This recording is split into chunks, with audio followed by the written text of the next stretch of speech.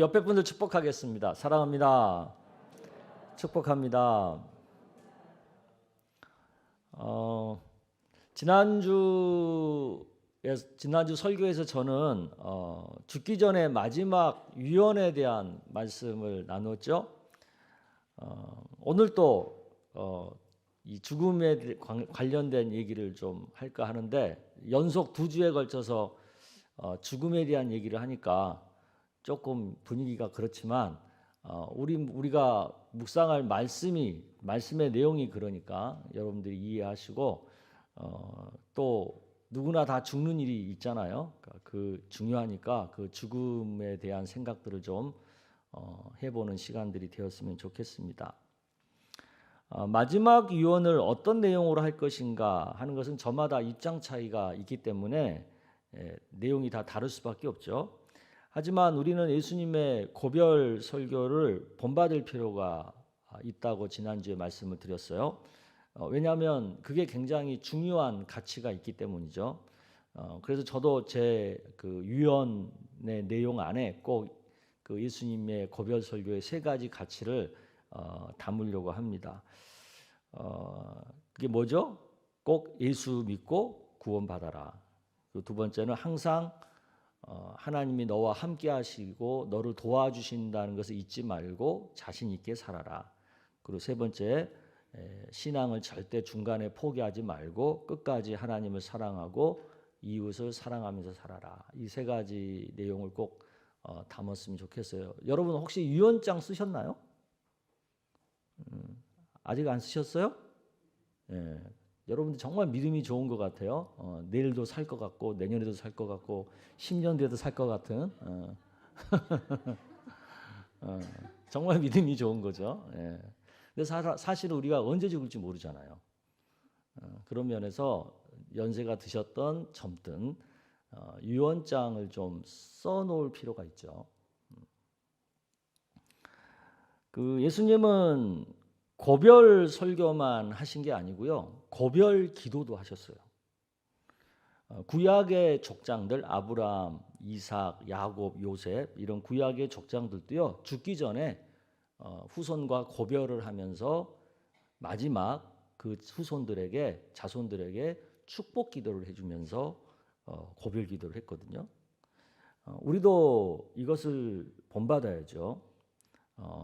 내가 죽기 전에 내 자손들에게 정말 사랑의 마음을 가득 담고 저들을 진실로 축복하는 마음으로 마지막 기도를 할 수 있다는 거, 저는 그것은 굉장히 그 남은 자녀들에게 우리가 해줄 수 있는 마지막 축복이고 마지막 최고의 사랑의 표현이라고 생각합니다. 여러분들 꼭 그렇게 하세요? 네. 우리가 죽기 전에 고별 기도를 할 수 있으려면요, 마지막까지 예수님을 믿는 영성과 어떤 하나님의 자녀라고 하는 어떤 영적 권위를 잘 유지를 해야 그걸 할 수 있어요. 많은 예수 믿었던 분들이요, 인생의 말년까지 이런 영성과 영적 권위를 지키지 못하는 경우가 생각보다 많습니다. 그러다 보니까 자신은 예수 믿은 자로 살았지만 그 자손에게는 영적 권위를 갖지 못해서 자손들이 부모의 장례를 기독교장으로 하지 않는 경우를 종종 봅니다. 설령 자녀들이 예수를 믿지 않는다 해도 부모가 예수를 믿었다면 그 장례만큼은 기독교 장례를 하는 게 당연한 거 아니겠어요? 그것이 부모의 마지막을 명예롭게 하는 거거든요. 그런데 어떤 자녀들은 부모의 그런 명예보다는 자신의 위신 때문에 위패에다가는 성도, 뭐 집사, 권사 막 이렇게 써놓고는 그 앞에 제사상을 이렇게 번듯하게 차려놓고 있는 거죠. 그것은 부모의 마지막 순간을 가장 수치스럽게 하는 거예요. 마지막 순간에 가장 큰 불효를 하는 거예요. 그것은. 그런데 자녀가 그런 마지막 순간에 그런 엄청난 불효를 하게 만든 1차 책임이 누구한테 있느냐? 그 부모한테 있는 거예요. 죽기 전에 영적 권위를 가지고 이런 것들을 그 자녀들에게 제대로 가르치지 않았기 때문에 자녀들이 그런 엄청난 실수를 하는 거죠. 우리가 마지막 유언과 마지막 기도를 하면서 자녀들의 마음에 그런 것들을 심어줘야죠. 오늘은 예수님께서 마지막 기도를 어떻게 하셨는지를 우리가 살펴보면서 우리도 마지막 기도를 어떻게 해야 할지를 좀 깊이 생각해보는 그런 시간이 되었으면 좋겠습니다. 예수님은 요한복음 13장에서부터 16장까지 13, 14, 15, 16 이 4장에 걸쳐서 고별 설교를 하셨어요. 그리고 곧바로 17장에 이어서 마지막 고별 기도를 하시죠. 요한복음 17장 1절을 여러분 한번 볼게요.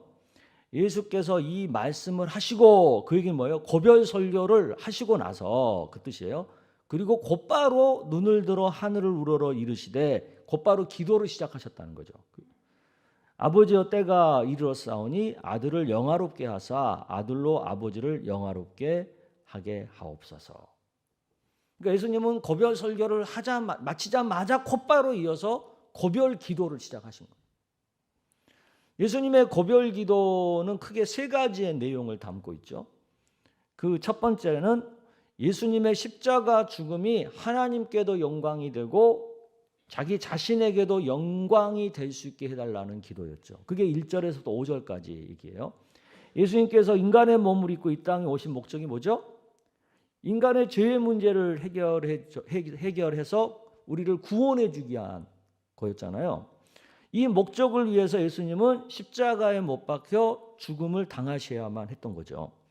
이것은 성부 하나님의 구원 계획을 완성함에 있어서 매우 중요한 성자 예수가 감당해야 될 사명이고 과업이었던 거예요. 예수가 이 사명을 감당하면 성부 하나님의 뜻이 이루어지는 거죠. 또 성자 예수님의 사명도 완수되는 거죠. 그러니까 십자가의 죽음이 성부 하나님께는 영광이 되고 성자 예수님께도 영광이 된다고 하는 거죠. 아멘.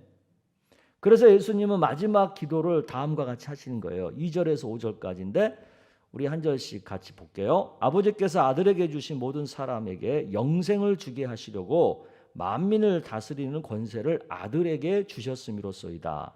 영생은 곧 유일하신 참 하나님과 그가 보내신 자 예수 그리스도를 아는 것이니이다. 아버지께서 내게 하라고 주신 이 일을 내가 이루어 아버지를 이 세상에서 영화롭게 영광스럽게 하였사오니 아버지여 창세전에 내가 아버지와 함께 가졌던 영화로서 지금도 아버지와 함께 나를 영화롭게 하옵소서. 아멘. 예수님은 자신의 사명을 끝까지 완수해서 하나님과 자신을 영광스럽게 할 수 있도록 해달라고 기도하고 있는 거예요. 즉 마지막 순간까지 하나님을 영광스럽게, 하나님을 영화롭게 하는 것에 관심을 지금 기울이고 있는 거죠. 우리도 예수님에게서 이런 것을 배워야 되죠. 나의 죽음이 마지막 순간까지 하나님을 영화롭게, 하나님을 영광스럽게 하는 것이 되도록 우리가 기도를 하고 그런 죽음이 되도록 준비를 해야 되는 거죠. 내가 어떻게 죽어야 마지막까지 하나님을 영광스럽게 할 것인가? 이것을 기도하면서 생각하면서 준비를 해야 된다는 거죠. 치매에 걸리거나 우리가 의식이 흐려지기 전에 마지막 죽는 순간을 어떻게 할 것인가? 이것을 미리 가족들에게 말해 놓을 필요가 있죠. 저희 부모님은 저에게 그런 몇 가지 당부를 하셨어요. 연명치료 절대 하지 마라. 내가 그냥 편안하게 천국 가게끔 해주라. 저도 장기 기증, 시신 기증을 이미 해놨어요. 그 제 주민등록증에 보면요, 시신기증, 장기기증, 각막기증 그 스티커가 붙어 있어요. 그러니까 제가 뭐 잘못돼서 무슨 사고를 당하거나 그러면 그 주민등록증 보고 그렇게 내 시신과 각막과 이런 것들이 이렇게 기증이 될 수 있도록 그렇게 조치를 해놨어요. 제가 이렇게 우리 어르신들 보면 안타까운 경우가 있어요. 종종 누구나 인생의 마지막 순간이 되면 요양병원에 들어가거나 요양원에 들어갑니다. 그리고 이제 거동을 못하니까 집에 있더라도 교회 못 오고 집에서 이제 요양보호사들의 도움을 받으면서 노후를 맞이할 수밖에 없어요. 그게 지금 우리 현실이에요. 왜 그렇게 됐냐? 그것도 사실 우리 책임이에요. 우리가 자식을 많이 안 낳았잖아. 한둘밖에 안 낳고 또 그 자식들을 너무나 똑똑하게 잘 키워놨잖아. 그러니까 내 옆에서 나를 돌봐줄 자식이 없는 거죠. 어떻게 보면 그것도 우리가 심은 대로 거두는 거예요. 그래서 우리 대부분은 아마 거의 예의 없이 마지막을 요양원에서 마쳐야 되는 그런 상황이죠. 그런데 그 요양원을요, 안 믿는, 예배가 안 드려지고 기독교적으로 운영이 안 되는 요양원을 가거나 안 믿는 요양보호사를 만나보세요. 그러면 여러분 신앙은 끝나는 거예요. 그러니까 죽음을 우리가 잘 준비한다면 그것까지도 생각해야 되는 거예요. 나를 돌봐줄 마지막 나와 함께 할 곳이 하나님을 예배할 수 있는, 그리고 예수를 믿는 사람이기를 생각하고 그것까지도 고려하는 선택을 해야 되는 거죠.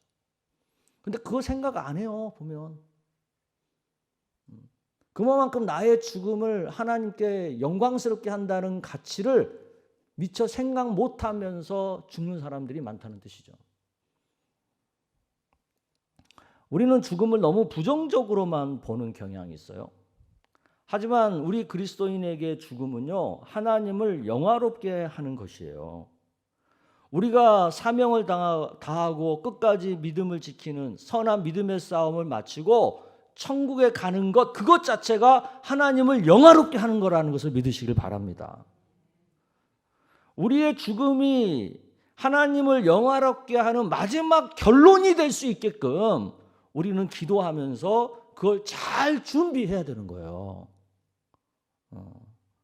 우리 옆에 분들에게 얘기합시다. 죽는 마지막 순간에도 하나님을 영광스럽게 합시다. 매우 중요한 가치예요. 그 돈 몇 푼 때문에 안 믿는 그런 요양원에 들어가고 좀 시설 더 좋은 데 찾는다고 하나님 앞에 예배도 드리지 않는 그런 데 들어가고, 그건 믿음의 선택이 아니죠. 그다음 두 번째 예수님의 마지막 기도의 내용은 뭐예요? 이 세상에 남아있는 하나님 나라의 백성들을 잘 보존해 달라고 하는 기도죠. 그게 6절에서 19절까지의 얘기입니다. 이제 예수님께서 승천하셔서 본래의 자리로 돌아가게 되면 이 세상에 홀로 남겨질 하나님 나라 백성들을 위한 기도인 거죠. 세상은 하나님의 자녀들을 미워하고 박해할 것이 뻔하잖아요. 또 세상 속에서 믿음을 지키고 거룩하게 산다는 게 절대 쉽지 않고 너무나 힘들다는 것도 우리가 뻔히 예상할 수 있는 것들이죠. 이것을 너무나 잘 아는 예수님은 안타까운 마음으로 저들의 믿음을 잘 보존해 달라고 하는 기도를 하고 있는 거예요. 그 기도의 내용이 14절에 17절인데 한번 볼까요? 내가 아버지의 말씀을 그들에게 주었사오매 세상이 그들을 미워하여 싸우니 이는 내가 세상에 속하지 아니함 같이 그들도 세상에 속하지 아니함으로 인함이니이다. 내가 비옵는 것은 그들을 세상에서 데려가시기를 위함이 아니요 다만 악에 빠지지 않게 보존하시기를 위함이니이다. 내가 세상에 속하지 아니함 같이 그들도 세상에 속하지 아니하였사옵나이다. 그들을 진리로 거룩하게 하옵소서. 아버지의 말씀은 진리니이다. 아멘. 예수님은요, 지금 이 순간에도 하나님 보좌 우편에서 이 세상 가운데서 믿음을 지키기 위해, 죄와 싸우기 위해, 거룩함을 지키기 위해 고군분투하는 우리들을 위해서 중보 기도하고 계신다는 것을 믿으시기를 바랍니다. 뿐만 아니라 성부 하나님은 성자 예수님의 이 고별 기도에 응답하셔서 우리를 보존해 주시려고 두 가지를 주셨죠. 그게 바로 하나님 말씀을 기록한 성경과 하나님의 영인 성령을 보내주셨죠. 아멘. 그러므로 우리가 성경과 성령을 붙들고 살면 이 세상 속에서도 능히 살아갈 수 있다는 것을 믿으시기를 바랍니다. 하나님은 성도들이 세상 가운데 살면서 사탄과 악을 대적하여 싸워 승리하기를 원하셔요. 그러니까 세상에서 우리를 금방 데려가지 않고 세상에 남겨놓고 계세요. 왜? 사탄과 대적하여 승리하라고. 근데 홀로 알아서 싸우라고 하지 않고 우리에게 싸울 수 있는 강력한 무기를 주셨죠. 그게 성경과 성령이고 또 막강한 후방 지원을 해 주시죠. 그게 바로 성자 예수님의 중보기도죠. 우리는 이러한 막강한 어떤 힘이 있어요. 절대 우리가 무력하지 않아요. 능히 세상과 사탄을 대적하여 승리할 수 있는 힘이 있다는 것을 믿으세요. 우리는 이것을 믿고 세상에 남겨질 우리 자손들의 믿음의 보존을 위해서 기도해야지. 기도할 뿐만 아니라 자손들이 믿음을 지키면서 신앙의 대를 잘 이어갈 수 있도록 자주 가르쳐야 되고 준비를 시켜줘야 되죠. 이것에 우선순위를 두고 매사에 모범을 보일 필요가 있죠. 교회에서 보면 어렸을 때 초등학교 때까지만 해도 교회 생활 잘했던 우리 자녀들 중에 청소년이 되고 대학교 들어가고 군대 갔다 오고 그러면서 교회를 떠나는 그런 자녀들이 많다는 것을 압니다.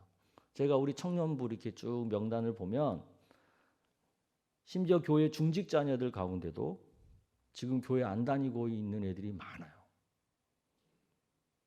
그게 뭘 의미하겠어요? 왜 걔네들이 그렇게 됐을 것 같아요? 그건 우리가 잘못한 거예요. 우리 부모들이.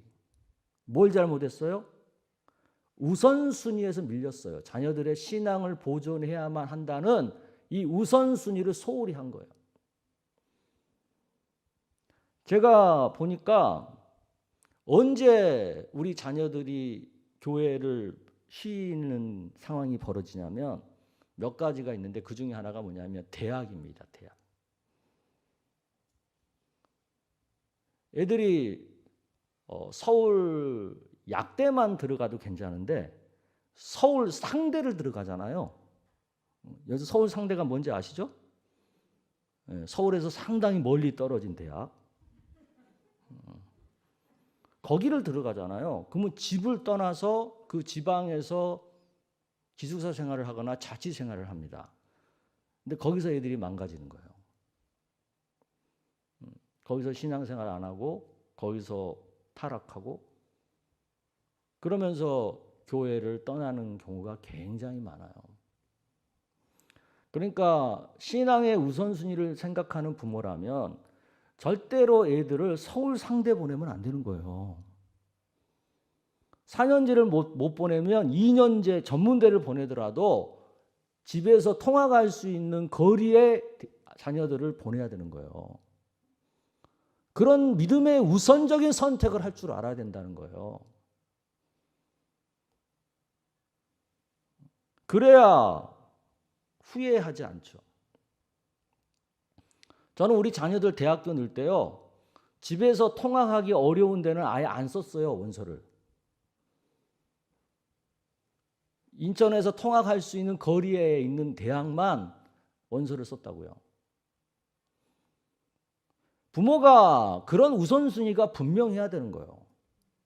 그래야 아이들의 신앙을 보존할 수가 있는 거예요. 그런 거 소홀히 해놓고는 아이들 신앙이 지켜지기를 바래요? 얼마나 이 세상이 악한데? 예수님께서 마지막 순간까지 하나님 자녀들의 신앙의 보존을 위해서 기도했다는 그 마음을 우리가 알아야 된다고요. 우리도 그런 예수님의 마음으로 우리 자녀들, 우리 다음 세대의 신앙 보존을 위해서 최고의 우선순위를 두고 살아야 된다는 거예요. 아멘? 뭐 이미 저질러진 물 어떡하겠어요? 그럼 지금이라도 우리가 할 수 있는 건 뭐겠어요? 기도해야 되는 거죠. 그 자녀들이 빨리 돌아오도록. 그리고 마지막 죽는 순간에 아직도 안 돌아오고 있으면 돌아오게 만들어야지. 어떻게 해서라도. 너 안 돌아오면 차라리 네 손으로 나를 죽여라. 뭐 그러든지. 어떻게 해서라도 돌아오게 만들어 놓고 죽어야죠.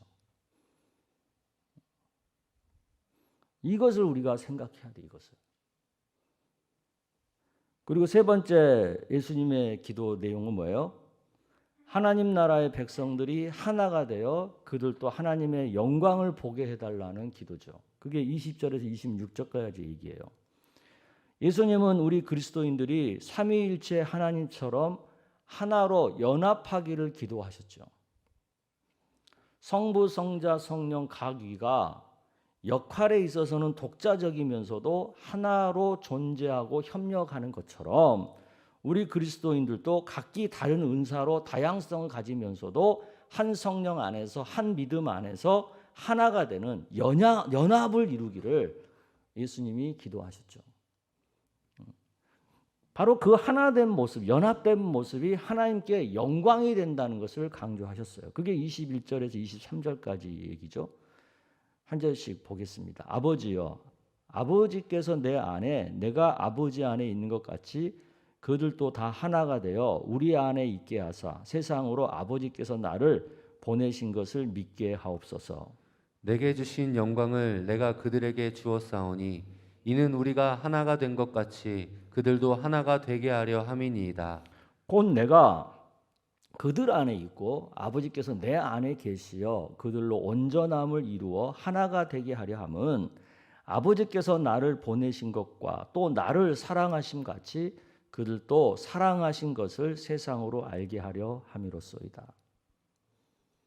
다름과 다양성을 서로 존중하면서 연합을 이루어 하나가 될 수 있는 것, 그것이 가능한 이유가 뭔지 아세요?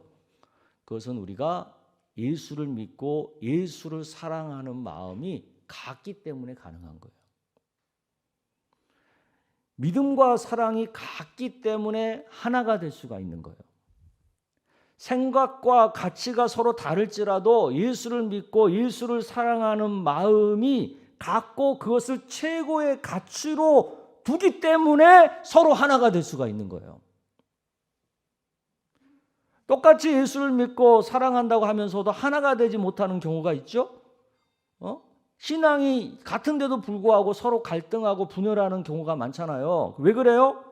예수님을 믿고 사랑하는 것 있는데 그런 것보다는 다른 것을 더 우선하고 다른 가치를 더 높이기 때문에 그런 거죠. 어떤 직분을 더 우선하고 사람의 인기를 더 좋아하고 믿음보다 물질을 더 탐하기 때문에 신앙이 있음에도 불구하고 하나가 될 수가 없는 거죠. 부모의 장례를 치르면서 자손들이 하나가 되지 못하고 서로 갈등하고 우애가 깨지는 경우가 종종 있죠. 우리 장례식장에 가보면 싸한 분위기 그런 거 있잖아요. 어떤 집에 보면 신앙이 다르고 가치가 다르고 우선순위가 다르다 보면 이런 일이 얼마든지 일어날 수 있는 거예요. 그러므로 부모는요, 자기가 죽기 전에 자손들이 우애할 수 있도록, 그래서 하나가 될 수 있도록 만들어 놓고 죽어야 되는 거예요. 그걸 해결해 놓고 죽어야 되는 거예요.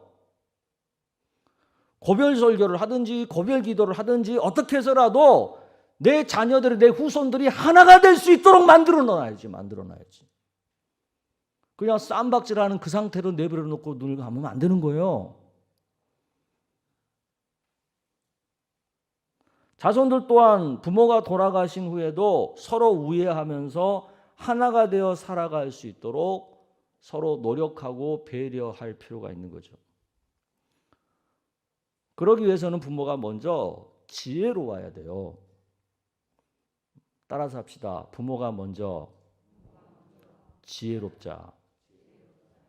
정말 멍청한 부모가 너무 많아요. 정말 욕하고 싶을 정도로 미련한 부모가 너무 많아요. 편애하지 말아야 되고, 가족의 소위 질서라는 게 있잖아요. 그 질서를 깨뜨리지 말아야 되고, 또 자녀들, 가족들이 여러 명 있잖아. 그러면 그 모두를 골고루 공평하게 대해야 되잖아요. 그런 걸 안 해놓고 어떻게 자녀들이 하나 되기를 바랍니까? 부모들이 먼저 편애하지 말고 질서를 따라서 공평하게 대해야죠. 자녀들도 서로 이기적인 욕심을 앞세우지 말고 부모의 마음을 좀 헤아려서 먼저 배려하고 양보하려는 자세를 가져야죠. 특히 우리 예수 믿는 사람들이 이런 일에 모범을 보여야죠. 전도하다 보면요, 전도가 안 되는 사람이 있어요. 왜 교회에 대해서 굉장히 안티 반응을 보이는 분들이 있어요. 왜 그러냐 보면은 꼭 그 집안에 예수 잘 믿는다고 하는 사람 때문에, 소위 장로, 안수집사, 이런 권사, 이런 형제로 인해서 깊은 상처를 받아서 그런 경우가 굉장히 많습니다. 왜 그런 일이 생겨요? 이런 일을 처리할 때 예수 믿는 사람들이 모범을 안 보이니까 그런 거예요. 희생을 안 하니까 그런 거예요. 더 욕심부리고 더 지껏만 챙기고, 그러니까 가족 간의 우애가 다 깨지고 그렇게 되는 거예요. 며칠 전에 뉴스에 그런 게 나왔어요. 현대카드 집안 형제간끼리 소송이 붙었대. 근데 그 소송의 내용이 뭔지 아세요? 어머니 장례인가 아버지 장례 때 방명록 있죠. 방명록. 그 방명록 공개를 해야 된다고 하는 소송이었다는 거예요. 왜 그런 소송이 벌어져요? 형제간에. 조의금 그거 하나 나누는 것을 제대로 못해서 그런 일이 생기는 거잖아요.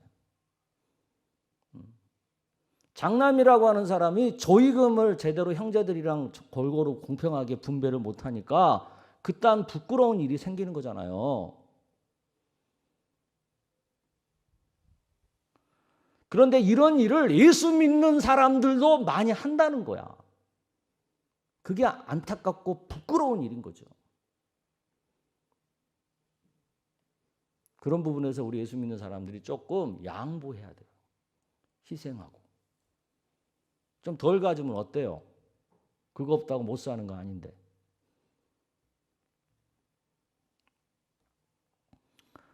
죽기 전 우리는 마지막으로 무슨 기도를 하면서 자신의 죽음을 준비해야 되는지, 예수님의 고별 기도에서 그것을 배울 수가 있죠. 나의 죽음이 하나님을 영화롭게 하도록 우리가 기도하고 준비해야 합니다. 세상에 남겨진 자손들의 믿음이 잘 지켜지기를 정말로 우리는 간절히 기도해야 되고, 가능하면 내가 죽기 전에 어떻게 해서라도 내 자녀들이 예수님을 믿게끔 그렇게 만들어 놔야죠. 그리고 내 후손들이 서로 하나 되어서 서로 사랑하며 살 수 있게끔 만들어 놓고 죽어야죠.